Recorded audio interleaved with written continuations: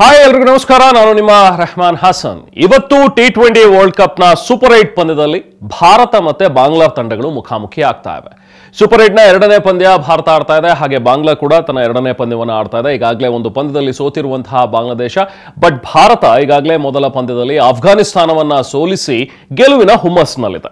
ಆದರೆ ಬಾಂಗ್ಲಾ ಲೀಗ್ ಹಂತದಲ್ಲಿ ಉತ್ತಮ ಪ್ರದರ್ಶನವನ್ನು ನೀಡಿ ಸೂಪರ್ 8 ಹಂತಕ್ಕೆ ಲಗ್ಗೇಟಿರುವಂಥದ್ದು. ಬಟ್ ಸೂಪರ್ 8 ನ ಮೊದಲ ಪಂದ್ಯದಲ್ಲಿ ಆಸ್ಟ್ರೇಲಿಯಾ ವಿರುದ್ಧ ಡಕ್ವರ್ತ್ ಲೂಯಿಸ್ ಮೆಥಡ್ ನಲ್ಲಿ ಸೋತಿದೆ ಬಾಂಗ್ಲಾ. ಆದರೆ ಬ್ಯಾಟ್ಸ್ಮನ್ಗಳ ಆಟ ಮಾತ್ರ ಪ್ರಶಂಸನೀಯವಾಗಿತ್ತು. ಯಾಕಂತ ಹೇಳಿದ್ರೆ ನಜ್ಮುಲ್ ಶಾಂತೋ ಆಗಿರಲಿ ಅಥವಾ ತೌಹೀದ್ ಹೃದಯ್ ಉತ್ತಮವಾದಂತಹ ಒಂದು ಫಾರ್ಮ್ ನಲ್ಲಿದ್ದಾರೆ. ಸೊ ಹಾಗಾಗಿ ಬಾಂಗ್ಲಾ ತಂಡವನ್ನ ಅಷ್ಟು ಹಗುರವಾಗಿ ನಾವು ಪರಿಗಣಿಸೋದಕ್ಕೆ ಸಾಧ್ಯ ಇಲ್ಲ. ಇನ್ನು ಬಾಂಗ್ಲಾಗೆ ಇನ್ನೊಂದು ಅಡ್ವಾಂಟೇಜ್ ಅಂತ ಹೇಳಿದ್ರೆ, ಕಳೆದ ಪಂದ್ಯವನ್ನ ಕೂಡ ಇವರು ಆಡಿರುವಂಥದ್ದು ಇದೇ ಆಂಟಿಗಾ ಮೈದಾನದಲ್ಲಿ. ಸೊ ಆಂಟಿಗಾ ಬಾರ್ಬಡೋಸ್ನ ಒಂದು ಮೈದಾನ, ಸರ್ ವಿವಿಯನ್ ರಿಚರ್ಡ್ಸ್ ಮೈದಾನದಲ್ಲೇನೆ ಕಳೆದ ಒಂದು ಪಂದ್ಯವನ್ನು ಕೂಡ ಆಡಿದರೆ. ಬಟ್ ಭಾರತ ಕಳೆದ ಮ್ಯಾಚ್ ಬಾರ್ಬಡೋಸ್ನಲ್ಲಿ ಆಡಿದೆ, ಇಲ್ಲಿಗೆ ಟ್ರಾವೆಲ್ ಮಾಡಿದೆ.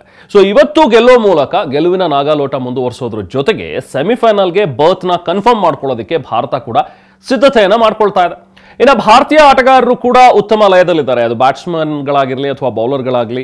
ಮಿಡ್ಲ್ ಆರ್ಡರ್ನಲ್ಲಿ ಅದರಲ್ಲೂ ಕೂಡ ಸೂರ್ಯಕುಮಾರ್ ಯಾದವ್ ಮತ್ತು ರಿಷಬ್ ಪಂತ್ ಜೊತೆಗೆ ಹಾರ್ದಿಕ್ ಪಾಂಡ್ಯ ಕೂಡ ಫಾರ್ಮ್ ಕಂಡುಕೊಂಡಂತೆ ಕಾಣಿಸ್ತಾ ಇದೆ. ಕಳೆದ ಪಂದ್ಯದಲ್ಲಿ ಹಾಫ್ ಸೆಂಚುರಿ ಕೂಡ ಬಂತು ಸೂರ್ಯಕುಮಾರ್ ಯಾದವ್ ಅವರಿಂದ. ಸೊ ಹಾಗಾಗಿ ಹಾರ್ದಿಕ್ ಪಾಂಡ್ಯ ಕೂಡ ಒಂದು ಸ್ವಲ್ಪ ಉತ್ತಮವಾದಂತಹ ಒಂದು ಬ್ಯಾಟಿಂಗ್ ಮಾಡ್ತಾ ಇರೋದ್ರಿಂದಾಗಿ ಇವತ್ತಿನ ಒಂದು ಪಂದ್ಯದಲ್ಲೂ ಕೂಡ ಸೇಮ್ ತಂಡವನ್ನ ಕಣಕ್ಕಿಳಿಸುವಂತಹ ಒಂದು ಸಾಧ್ಯತೆಗಳು ಕಂಡು ಬರ್ತಾ ಇವೆ. ಬಟ್ ಎಲ್ಲೊಂದ್ ಕಡೆ ಶಿವಮ್ ದುಬೆ ಸ್ಥಾನ ಇವತ್ತೇನಾದ್ರೂ ಚೇಂಜ್ ಆಗತ್ತಾ ಅನ್ನುವಂಥದ್ರ ಬಗ್ಗೆನೂ ಕೂಡ ಚರ್ಚೆಗಳಾಗ್ತಾ ಇದೆ. ಯಾಕಂದ್ರೆ ಶಿವಮ್ ದುಬೆ ಹೇಳ್ಕೊಳ್ಳುವಂತಹ ಒಂದು ಮಟ್ಟಿಗೆ ಇಂಪ್ರೆಸಿವ್ ಆದಂತಹ ಒಂದು ಪರ್ಫಾರ್ಮೆನ್ಸ್ ಶಿವಮ್ ದುಬೆಯಿಂದ ಬಂದಿಲ್ಲ. ಸೊ ಹಾಗಾಗಿ ಯಾಕೆ ಸಂಜು ಸ್ಯಾಮ್ಸನ್ ಅನ್ನ ಆಡಿಸಬಾರ್ದು ಅನ್ನುವಂಥದ್ರ ಬಗ್ಗೆನೂ ಕೂಡ ಆ ಲೆಕ್ಕಾಚಾರ ರೋಹಿತ್ ಮೈಂಡ್ನಲ್ಲಿ ಓಡಾಡ್ತಿರಬಹುದು. ಯಾಕಂದ್ರೆ ನೆಕ್ಸ್ಟ್ ಪಂದ್ಯ ಇರುವಂತದ್ದು ಆಸ್ಟ್ರೇಲಿಯಾ ವಿರುದ್ಧ, ಬಲಿಷ್ಠ ತಂಡದ ವಿರುದ್ಧ ಆಡಬೇಕು ಅಂತ ಹೇಳಿದಾಗ ಒಂದು ಟೀಮ್ ಅನ್ನ ಸೆಟ್ ಮಾಡ್ಕೋಬೇಕು. ಸೊ ಹಾಗಾಗಿ ಬಹುಶಃ ಇವತ್ತೇನಾದ್ರೂ ಒಂದು ಸ್ವಲ್ಪ ಬದಲಾವಣೆ ಮಾಡಬಹುದಾ ಬಾಂಗ್ಲಾ ವಿರುದ್ಧ ಪಂದ್ಯದಲ್ಲಿ ಅನ್ನುವಂಥದ್ರ ಬಗ್ಗೆನೂ ಕೂಡ ಲೆಕ್ಕಾಚಾರಗಳಿವೆ. ಇನ್ನು ಬೌಲಿಂಗ್ ಡಿಪಾರ್ಟ್ಮೆಂಟ್ ಅಂತೂ ತುಂಬಾನೇ ಚೆನ್ನಾಗಿದೆ. ಅದರಲ್ಲೂ ಹರ್ಷದೀಪ್ ಸಿಂಗ್ ಮತ್ತು ಬೂಮ್ರಾ ಫಾಸ್ಟ್ ಬೌಲಿಂಗ್ ಡಿಪಾರ್ಟ್ಮೆಂಟ್ ಅನ್ನ ಸಂಭಾಳಿಸ್ತಾ ಇದ್ದಾರೆ. ಅವರ ಅಟ್ಯಾಕಿಗೆ ಬ್ಯಾಟ್ಸ್ಮನ್ಗಳಂತೂ ಸಿಕ್ಕಾಪಟ್ಟೆ ಅವರು ಬ್ಯಾಟ್ಸ್ಮನ್ಗಳನ್ನ ಕಾಡೋದ್ರಲ್ಲಿ ನೋ ಡೌಟ್.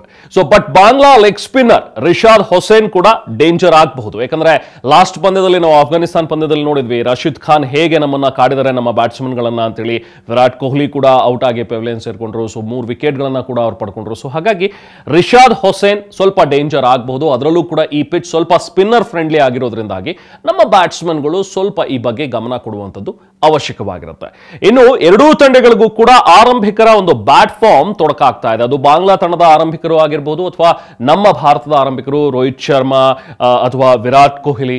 ಇನ್ನು ಕೂಡ ಅಂಥ ಒಂದು ಹೇಳ್ಕೊಳ್ಳುವಂತಹ ಪಾರ್ಟ್ನರ್ಶಿಪ್ ಬಂದಿಲ್ಲ ಇಬ್ಬರಿಂದಲೂ ಕೂಡ. ವಿರಾಟ್ ಕೊಹ್ಲಿ ಲಾಸ್ಟ್ ಮ್ಯಾಚ್ ನಲ್ಲಿ 24 ರನ್ಗಳನ್ನು ಗಳಿಸಿದ್ರು ಕೂಡ ಅದು ಕೂಡ ರನ್ನೇ ಬಾಲ್ ಆಗಿತ್ತು. 24 ಬಾಲ್ಗಳಿಗೆ 24 ರನ್ ಗಳಿಸಿದ್ರು. ಸೊ ಅಷ್ಟೇನು ಇಂಪ್ರೆಸಿವ್ ಅನ್ನಿಸಿಲ್ಲ ವಿರಾಟ್ ಕೊಹ್ಲಿ ಕೂಡ. ಇನ್ನು ಇವತ್ತಿನ ಒಂದು ಪಂದ್ಯ ನಡೀತಾ ಇರುವಂತದ್ದು ಆಂಟಿಗಾದ ಸರ್ ವಿವಿಯನ್ ರಿಚರ್ಡ್ಸ್ ಮೈದಾನದಲ್ಲಿ. ಇಲ್ಲಿ ಬಹುಶಃ ಮಳೆ ಕಾಟ ಕೊಡಬಹುದಾ ಅನ್ನುವಂಥದ್ರ ಬಗ್ಗೆ ಒಂದಷ್ಟು ಲೆಕ್ಕಾಚಾರಗಳಿದೆ. ಯಾಕಂದ್ರೆ ಲಾಸ್ಟ್ ಮ್ಯಾಚ್ ನಡೆದಿರುವಂತದ್ದು ಕೂಡ ಬಾಂಗ್ಲಾ ಆಡಿರುವಂತಹ ಒಂದು ಪಂದ್ಯದಲ್ಲೂ ಕೂಡ ಡಕ್ವರ್ತ್ ಲೂಯಿಸ್ ಮೆಥಡ್ ಅನ್ನ ಅನುಸರಿಸಬೇಕಾಯ್ತು ಮಳೆ ಬಂದಿದ್ರಿಂದಾಗಿ. ಆದ್ರೆ ಒಂದು ಗುಡ್ ನ್ಯೂಸ್ ಅಂತ ಹೇಳಿದ್ರೆ, ಇಲ್ಲಿನ ವೆದರ್ ರಿಪೋರ್ಟ್ ನ ಪ್ರಕಾರ ಮಳೆ ಬರೋ ಸಾಧ್ಯತೆ ಕೇವಲ 23% ಅಂತೆ. ಸೊ ಹಾಗಾಗಿ ಇವತ್ತು ಫುಲ್ ಮ್ಯಾಚ್ ನಡೀಬಹುದು, 40 ಓವರ್ ಮ್ಯಾಚ್ ಸಿಗಬಹುದು ನೋಡೋದಕ್ಕೆ ಅನ್ನುವಂಥ ಒಂದು ಹೋಪ್ಸ್ ಕೂಡ ಇದೆ. ಸೊ ಇದು ಇಲ್ಲಿವರೆಗೂ ಕೂಡ 10 T20 ಪಂದ್ಯಗಳು ಇಲ್ಲಿ ನಡೆದಿವೆ. ಆಂಟಿಗಾ ಮೈದಾನದ ಬಗ್ಗೆ ನಿಮಗೆ ಮಾಹಿತಿಯನ್ನು ಕೊಡೋದಾದ್ರೆ 10 T20 ಪಂದ್ಯಗಳಲ್ಲಿ ಮೊದಲು ಯಾರು ಬ್ಯಾಟ್ ಮಾಡಿದಾರಲ್ಲ ಅಂಥವ್ರು ಗೆದ್ದಿರುವಂಥದ್ದು ಜಾಸ್ತಿ. 6 ಬಾರಿ ಆ ತಂಡಗಳು ಗೆದ್ದಿವೆ.